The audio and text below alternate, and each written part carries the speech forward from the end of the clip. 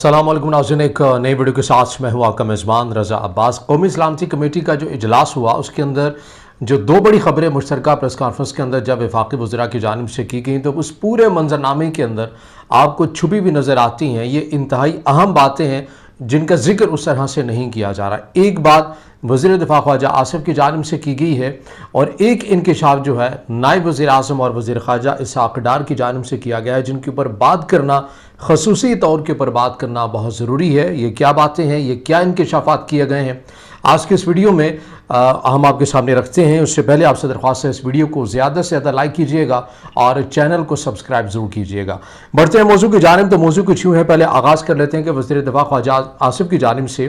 जब वफाकी वज़रा बैठे हुए थे, कौमी सलामती कमेटी का इजलास हुआ, उसका निकल कर एलामिया सामने आया, उसके अंदर एक एक बात हमने आपके सामने रखी है जो अभी से कुछ देर पहले जो वीडियो आपके सामने बनाई।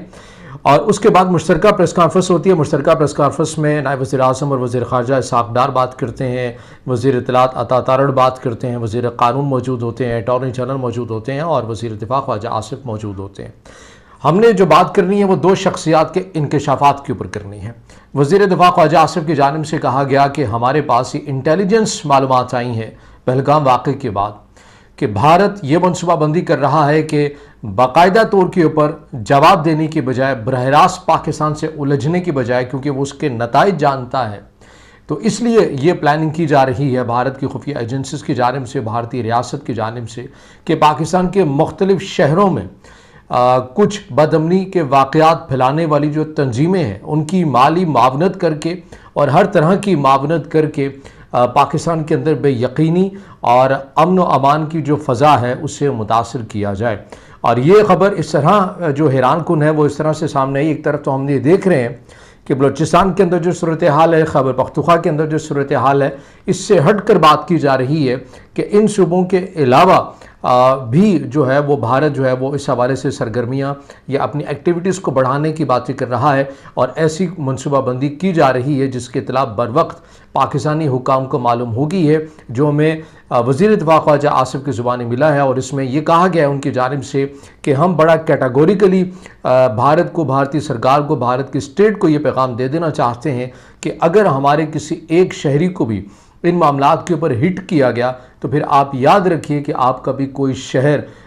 सलामत नहीं रहेगा, आपके भी शहर के अंदर ऐसे वाक़यात फिर हो सकते हैं। ये मैं रिपोर्ट कर रहा हूँ, ये मैं कोट कर रहा हूँ, वज़ीर दिफ़ा, पाकिस्तान के वज़ीर दिफ़ा ख्वाजा आसिफ की जानिब से ये बात कही गई है और उसके रद्दअमल में की गई है जो उनके पास रिपोर्ट आई है, जिसमें उनके मुताबिक कि भारत ये प्लान कर रहा है कि पाकिस्तान के मुख्तलिफ शहरों में बदअमनी के वाक़यात तेज़ी के साथ फैला सकता है।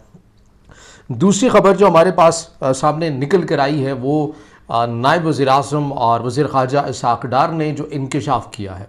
यानी उससे ये मालूम होता है कि भारतीय जो सरकार है वो मीडिया के ज़रिए अपने लोगों को खुश करने के लिए एक नैरेटिव बना रही है पाकिस्तान के अगेंस्ट, लेकिन बंद कमरों में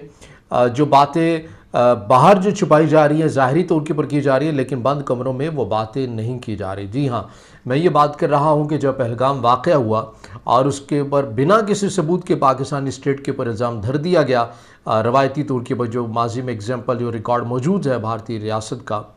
इसके अंदर भारतीय सफ़ीर को डीमार्च किया गया, यानी एहतजाजी मरासला जो है वो थमाया जाता है किसी भी सफ़ीर को कि भाई हम आपके साथ एहतजाज करते हैं। उसमें भारत की जानिब से जो डीमार्च किया गया, पाकिस्तान को, पाकिस्तानी सफ़ीर को पकड़ाया गया,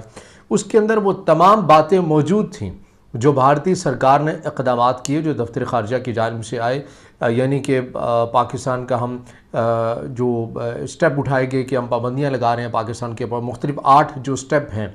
वो बताए गए कि हम यहाँ से अटारी जो चेक पोस्ट है, बॉर्डर है, इसको बंद कर रहे हैं। और जो दीगर इक़दामात हमने आपके सामने रखे हैं वो इक़दामात के हवाले से ज़िक्र किया गया उस डी मार्च के अंदर। एक चीज़ का जिक्र नहीं था